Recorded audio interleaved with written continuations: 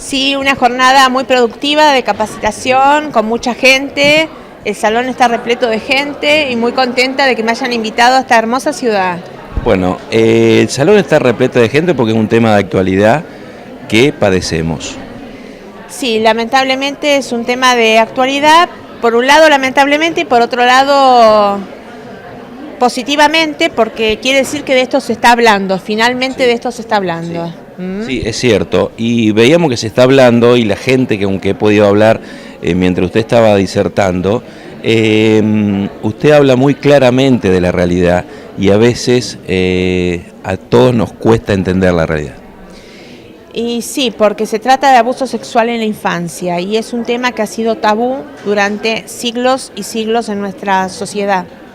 Entonces es un tema que cuesta hablar, pero está bueno hablarlo de forma clara para que todo el mundo lo entienda. Cuesta, pero se está tomando conciencia. Sí, se está tomando finalmente conciencia. El niño expresa, usted estaba comentando, de diferentes maneras. ¿Me puede decir algunas? Se expresa dibujando, se expresa hablando. Lo que pasa es que habla poco muchas veces porque tiene miedo, porque está siendo amenazado. Un niño abusado en general es amenazado. Si hablas te mato, le dice el abusador. Porque en general quien lo abusa es alguien del entorno familiar, ¿no?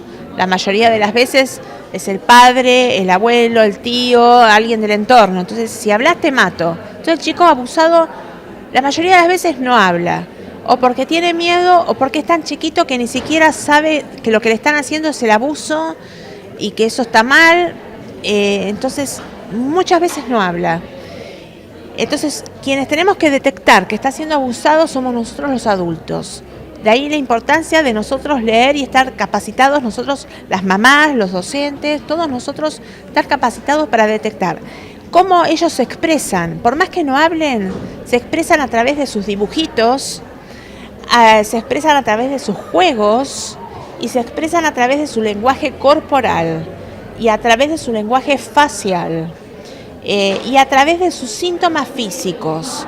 Entonces un chico que no habla muchas veces hace síntomas físicos. Por ejemplo, se empieza a hacer pis, todo el tiempo se hace pis o se hace caca encima, o de pronto deja de comer y hace cuadros de anorexia o de bulimia, o se empiezan los adolescentes a cortar, a hacer cortes, o con distintos cuadros que uno dice a este chico le pasa algo.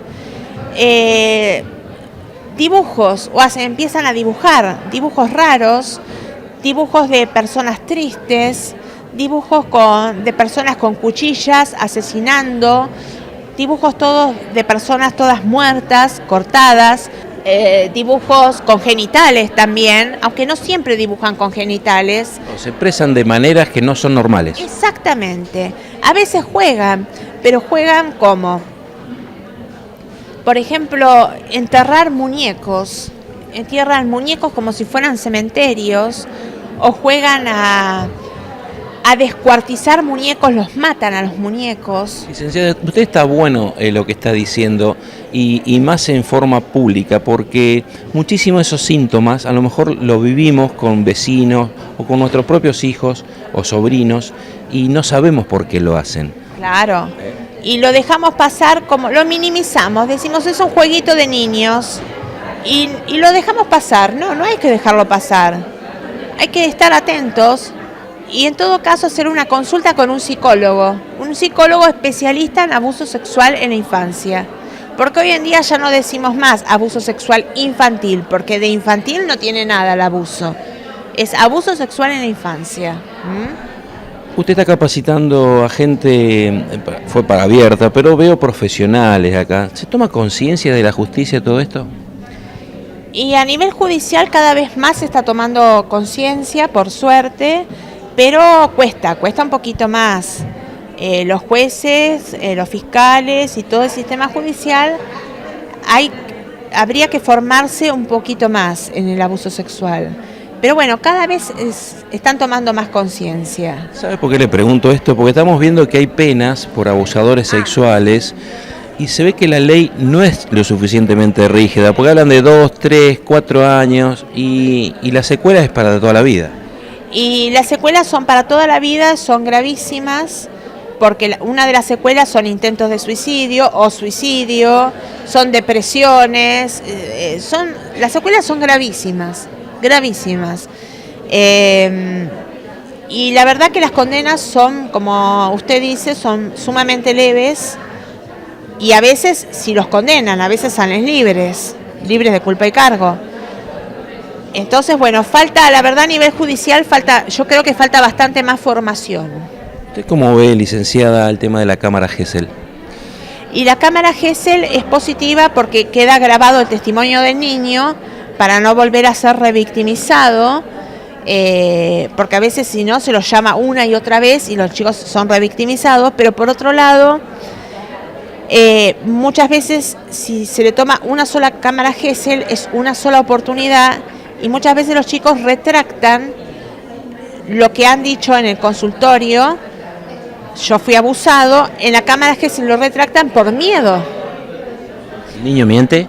No miente, pero retractan porque están con miedo y dicen, no, yo no fui abusado, porque saben que el abusador está merodeando la sede judicial, entonces están con pánico y dicen, no, a mí no me hizo nada. Si el padre es el abusador, el progenitor es el abusador, dicen, no, a mí no me hizo nada, porque claro, saben que está merodeando a unos metros de distancia, suelto. Entonces todo lo que dijeron en una instancia previa con el psicólogo, dicen, no, a mí no. Entonces quedó grabado en la cámara Gesell que a él no le hicieron nada, o dice la mitad de lo que dijo previamente. Entonces esto a veces le juega en contra al chico a la hora de un juicio oral. Pero esto los jueces y en el sistema judicial, si tienen formación, deberían saberlo. Porque si no se les crea a los chicos solo la palabra textual. ¿Me entiende? Y dentro de lo que es un contexto judicial, esto hay que tenerlo en cuenta. Entonces yo creo que hay que darle oportunidad de por lo menos una cámara Gesell más para que el chico entre en confianza, porque en general es entrevistado por alguien que él no conoce, que eso lo inhibe también al chico a la hora de ser entrevistado en una cámara Gesell. Por lo menos darle otras oportunidades, no una sola cámara Gesell donde el chico a veces es muy chiquitito, está cohibido, tiene miedo, tiene pánico. Bueno, son muchas circunstancias, ¿no? Licenciada, ¿cómo ve en los últimos años el proceso de la cantidad de abusos infantiles o sigue con una media? Yo creo que ahora se está hablando más y la gente y las madres están más alertas y se está hablando mucho más. Hay más libros, más bibliografía, las madres leen, se están enterando más, se están informando más y ya de esto se está hablando más en los medios de comunicación, cosa que hace 25, 20 años atrás no se hablaba de esto, realmente no se hablaba. Era un tema tabú, como usted dijo. Claro.